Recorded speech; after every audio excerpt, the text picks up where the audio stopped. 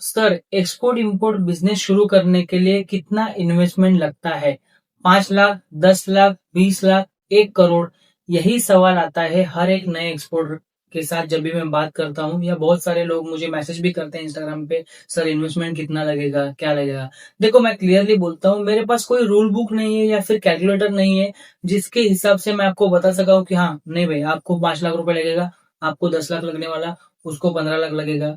ये totally depend रहता है, जो फैक्टर्स मैं आगे जाके बताने वाला हूँ। अगर आपके मन में भी यही सवाल आता है कि क्या सर मेरे पास 2 लाख रुपए है फिर भी मैं एक्सपोर्ट कर सकता हूँ? जी हाँ, बिल्कुल कर सकते हो। सर मेरे पास 50 लाख रुपए का इन्वेस्टमेंट है, क्या मैं कर सकता हूँ? बिल्कुल कर सकते हो। ये टोटली डिपेंड रहता है, बहुत सारे ऐसे फैक्टर्स हैं जो आगे जाके मैं बताने वाला हूँ उसके ऊपर। सबसे इम्पोर्टेंट जो फैक्टर है दोस्तों, वो है प्रोडक्ट।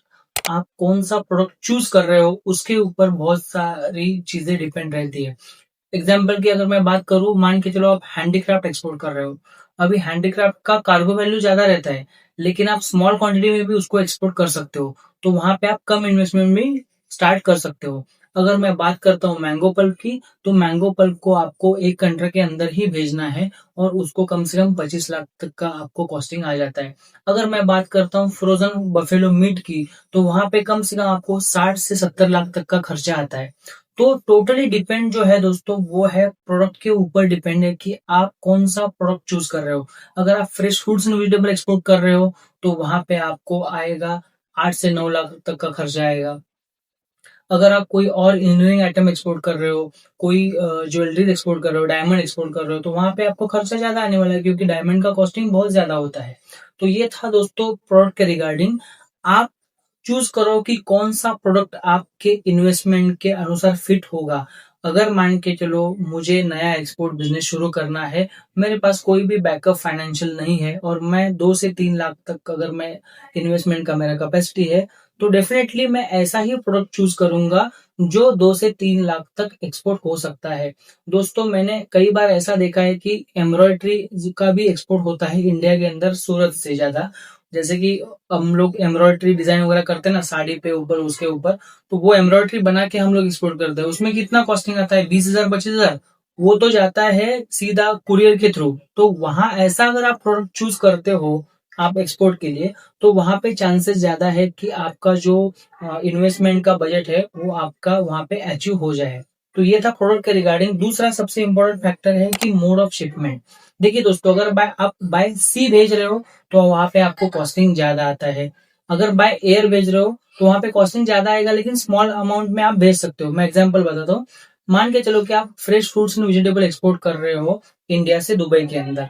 वहां पे आप फुल कंटेनर अगर आप एक्सपोर्ट करोगे, तो कम से कम आपको 10 से 15 लाख तक का खर्चा आ सकता है, डिपेंडिंग अपॉन द प्रोडक्ट का जो कितना कॉस्ट है, क्योंकि मार्केट ऊपर नीचे होता रहता है, और फ्रेट का भी जो कॉस्टिंग है वो ऊपर नीचे होता रहता है।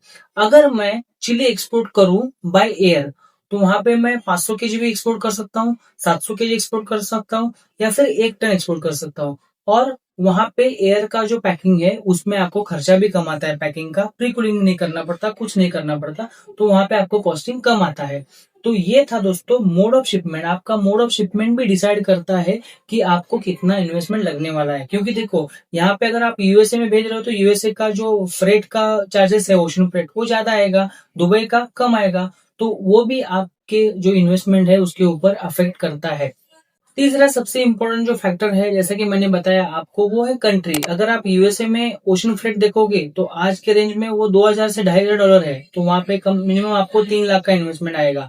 और अगर एज कम्पेयर टू यूएसए अगर आप दुबई के अंदर एक्सपोर्ट कर रहे हो, तो वहां पे आपका फ्रेट कॉस्टिंग कम आता है, तो वो भी इन्वेस्टमेंट आपको वहां पे कैलकुलेट करना है। तो आप जैसे प्रोडक्ट और कंट्री के ऊपर आप अगर देखोगे, तो उसके हिसाब से आपको आपका इन्वेस्टमेंट बजट प्लान करना है, और इन्वेस्टमेंट के अकॉर्डिंग ही आपको प्रोडक्ट चूज करना है। अगर आप बोलोगे कि सर मेरे पास 10 लाख का ही इन्वेस्टमेंट है और मैं फ्रोजन बफेलो मीट एक्सपोर्ट करना चाहता हूँ, तो वो पॉसिबल नहीं है। हाँ, कभी कभी क्या होता है कि हम लोगों को थोड़ा बहुत एडवांस मिल जाता है बायर के तरफ से, तो वो केस में थोड़ा बहुत हम लोगों को खुद का वहां पे फाइनेंस लगाना पड़ता है। दूसरा, अगर मैं एक इन्वेस्टमेंट का भी बात करूं, तो आप कौन सा प्रोडक्ट चूज कर रहे हो उसके ऊपर सर्टिफिकेशंस का भी कॉस्ट डिपेंड रहता है। मान के चलो आप यूएसए के अंदर फूड प्रोडक्ट या कोई भी खाने पीने की चीजें जो होती है वो एक्सपोर्ट कर रहे हो, जैसे कि मसाले हो गए, पापड़ हो गए, पिकल्स हो गए, या फिर कोई भी प्रोसेस्ड फूड है, तो वहां पे कैसा होता है दोस्तों, इनिशियली स्टेज पे आपको वहां पे इन्वेस्टमेंट ज्यादा लगता है। मैं आपको बोलता हूँ, आपको सेंट्रल का फसाई लाइसेंस लेना होगा, तो उसके लिए आपको 15 से 20 हजार का खर्चा आएगा। उसके बाद आपको हेल्थ सर्टिफिकेट पर शिपमेंट निकालना पड़ेगा, उसके लिए आपको कम से कम 10 से 12 हजार तक का खर्चा आएगा। फाइटो सर्टिफिकेट का कम से कम 3 से 4 हजार तक का खर्चा आएगा।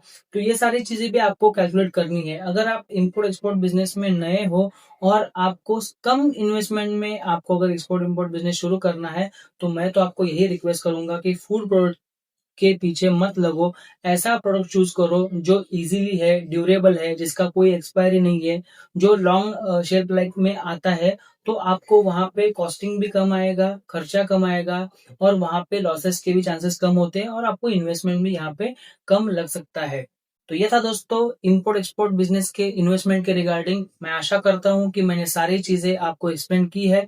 फिर भी आपके मन में कोई डाउट है, कोई क्वेरीज है, तो नीचे कमेंट में जरूर बताइए। मैं उस क्वेरी का भी रिप्लाई करने की कोशिश करूंगा। मिलते हैं नेक्स्ट वीडियो में, तब तक के लिए एक्सपोर्ट करते रहिए और आगे बढ़ते रहिए। जय हिंद।